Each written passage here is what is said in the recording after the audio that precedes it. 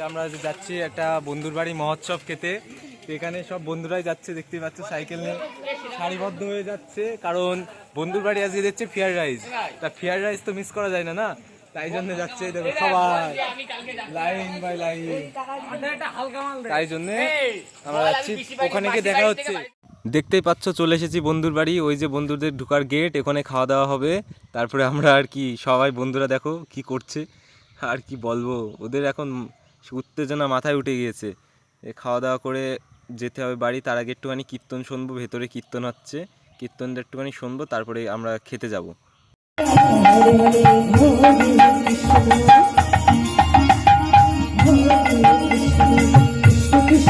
মোটামুটি অল্প একটু কীর্তনটা শুনে আমরা চলে আসলাম খাওয়ার জায়গায়, যেটা আমরা খেতে এসেছি। ফ্রাইড রাইস দিচ্ছে, দেখতেই পাচ্ছ। এবার আমার থালায় দেবে, দেখো। তারপরে বন্ধুরা খাচ্ছে, দেখো সবাই। এই যে শুভ, বান্টি ও কিসমিস খাচ্ছে। ওই যে ওইদিকে কজন বসেছে, ওদেরও দিচ্ছে। সুমন ও খাওয়া দিচ্ছে, শুভ। এই যে ভাইটা খাচ্ছে বলে বান্টি দাঁড়িয়ে রয়েছে, এটা উঠে গেলে তারপরে বান্টি বসবে ওখানে। ভাইটা উঠে যাচ্ছে। ওইদিকে আকাশ রয়েছে, জয়ন্ত রয়েছে। ওই যে জয়ন্ত চলে এসেছে। আলু পটল ডাঁটার তরকারি, এটা আমারও দিল, আমি খেতে চাই না, তাও দিয়েছে। এই যে দিল আমাকে, এবং এরপরে দেবে আলুর দম, যেটা আর কি ফ্রাইড রাইসের সাথে সবথেকে বেস্ট লাগে। তাই নিয়ে ভাতটা আমি হালকা করে ভেঙে নিলাম, এবং তারপরে আমার দিল ফ্রাইড রাইসের সাথে আলুর দম। দেখো আলুর দমটা দিল, এরপর আমরা খাওয়া শুরু করছি।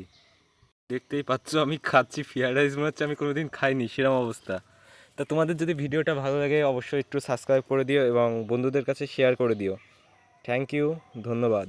হলো খাওয়া দাওয়ার পরে উঠে দেখি বাইরে প্রচণ্ড বৃষ্টি হয়ে গেছে, আমরা এখানে আটকে রয়েছি। দেখতেই পাচ্ছ বাইরে কি বৃষ্টি হচ্ছে, আর এই ভাই দুটো ভিজতে ভিজতে চলে এসেছে বৃষ্টির মধ্যে, বলছে বাড়ি চলো। এইদিকে সবাই ভিজে রয়েছে এবং বাড়িও যেতে পারছি না, খুব বৃষ্টি হচ্ছে, অসম্ভব।